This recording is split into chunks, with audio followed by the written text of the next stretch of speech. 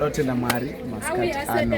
Mwari vedu vatipa mukana zvakare kuti vana vose vakauya kuna Mwari vasvike pavanobhabhatidzwa. Taona ruoko rwaMwari, taona ukuru hwaMwari, kutenda chaizvo vakawanda vari kuuya kuna Mwari, vari kuuya kuna Jesu. Zvino pano ndina baba vedu Chiwawa tikoni vedu Euda Masimbe vari pano as well. Vandichapa mukana kuti vangotaura chapupu nekutenda Mwari nebasa rose ravabata, ndo vanga vachitibatira ndima vachibhabhatidza mumwe nemumwe wese abhabhatidzwa pano. Namba yedu yakakura chaizvo, kungotenda Mwari kuti vatiitira zvakanaka. So ndichapa nguva kuna Euda vedu Euda Chiwawa vatipe uchapupu hwavo. Ndoda kutenda Mwari nekuda kwemukana uno ndapiwa naBaba Karunyika. Mwari vakuitira zvakanaka baba. Panapa tikuona basa raMwari riri kukura, tikuona basa raMwari riri kuitwa pano. Vafundisi vedu vari kuita mabasa anoshamisa kutevererana nehama idzodzi kuti dziuye dzaramba dzichingotevererwa dzichiremindwa kuti kune Jordan. Ndoda kutenda ana mufundisi Sakadi, mufundisi Kove, mama vanga vachitibatsira zvakanaka pakubhabhatidzwa kwaani mai Muvhangeri Mutegwa. Aiwa, Mwari vekudenga vakuitira zvakanaka. Ndosira kuna Eldanai. Thank you so much. Totenda baba nekutipa mukana. Tanga tiri pano pazuva ranhasi, chosen generation paimba yaMwari. Tanga tauya kubasa, tauya takagadzirira nokuti ihondo. Saka tanga tiri pano tichibhabhatidza, takabhabhatidza pano pazuva ranhasi vakomana nevasikana, vana baba nana mai. Basa rashandwa mune zvakanaka. Tatanga tarisa kuna She muridzi webasa, nokuti hatigone isu venyama pasina muridzi. Saka muridzi anga akabata zvose pano chosen generation, paita mabasa makuru. Pari kushandwa pano. Vafundisi vedu tinavo vakatikomba, hatityi kana kudedera, because zvinhu zvose zviri kufamba zvakanaka. Zvatinetsa ivo varipo vanopedzisa zvanetsa zvacho. Saka toda kufara masikati ano, mufaro wedu. Tinotenda zvikuru. Aiwa, ngairopafadzwe. Maita baba zvangu. Ndofuna tichiri papo rega ingobvunza baba Euda Chiwawa.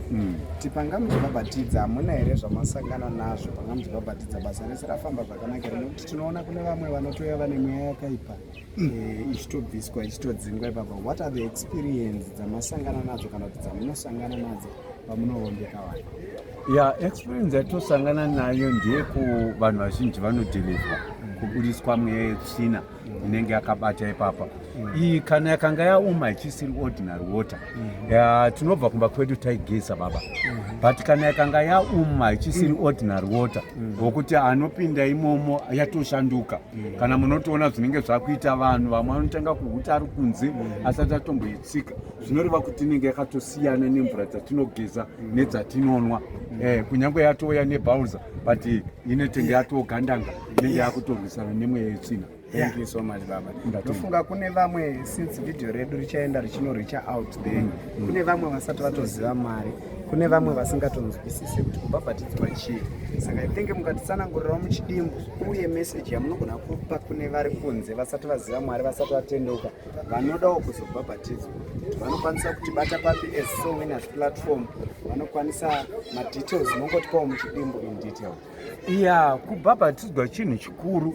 Kubhabhatidzwa ndorupawo baba ratinogona kunge munhu anenge abhabhatidzwa iyeyo aiswa rupawo yakugona kunzizwa muKristu.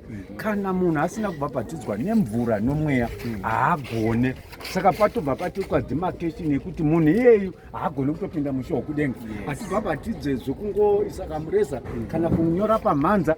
Isu tinoita inonzi baptizo, to deep into. Munhu iyeyo tobuda tochisikwa chitsva, katauriro kachinja, kafambiro kachinja. Saka izvozvo ndo zvinodetermina kuti munhu uyu akatengwa akaberekwa patsva zvoisa zvova zvatoshanduka. Saka ndoti inini vanoda kubhabhatidzwa, uyai mubhabhatidzwa. Vada kutendeuka, uyai mutendeuke mugobhabhatidzwa. Izvo munenge maiswa rupavu chairo chairo rwokuratidza kuti uyu ava mukristu. Isu veSowina platform tiri kudaro tikufamba tichishumira evhangeri nokubhabhatidzwa zvikanzi endai munoshumira evhangeri vanenge vatenda vakatendeuka muvabhabhatidze. Riri kuzadziswa shoko baba. Thank you so much munhu waMwari. Ndatenda zvangu. Ngainditende maelders vari panapa. Thank you so much nebasa guru ramabata.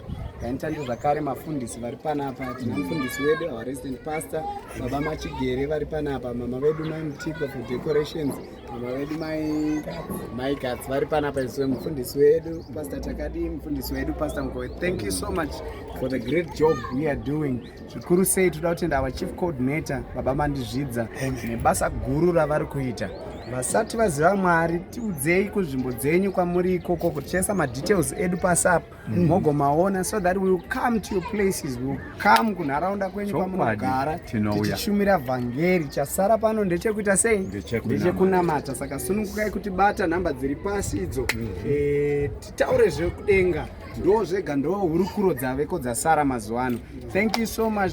It's Soul Winners platform. We love you. Thank you so much. God bless you.